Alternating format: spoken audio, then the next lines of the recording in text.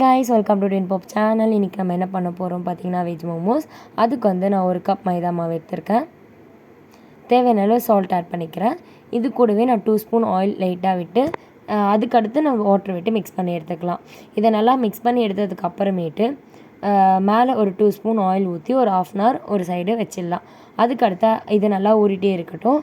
அதுக்குள்ளே நம்ம இன்னொரு பேன் எடுத்து 2 ஸ்பூன் ஆயில் விட்டு கொஞ்சமாக இஞ்சி, கொஞ்சமாக பொடி பொடியாக நறுக்கின இஞ்சி, பொடி பொடியாக நறுக்கின பூண்டு, அதே மாதிரி வெங்காயம், இதை நல்லா ஒரு 2 minutes வதக்கி எடுத்துக்கலாம். அதுக்கப்புறமேட்டு கோஸும் கேரட் மட்டும்தான் இன்றைக்கி நான் வைக்க போகிறேன். உங்களுக்கு வேறு ஏதாச்சும் காய் வேணுன்னா கூட நீங்கள் ஆட் பண்ணிக்கலாம்.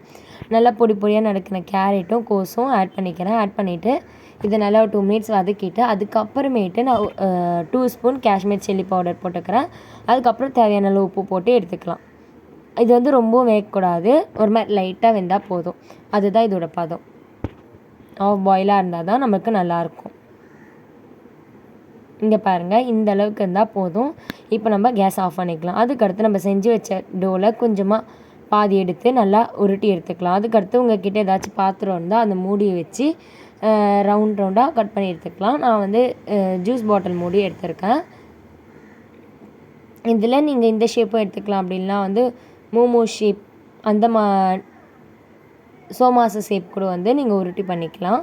இங்கே பாருங்கள் நம்மளோட மோமோஸ் எந்த அளவுக்கு வந்திருக்குன்னு. இந்த வீடியோ உங்களுக்கு பிடிச்சா லைக் பண்ணுங்கள், ஷேர் பண்ணுங்கள், மறக்காமல் கமெண்ட் பண்ணுங்கள். தேங்க்ஸ் ஃபார் வாட்சிங். பாய் பாய்.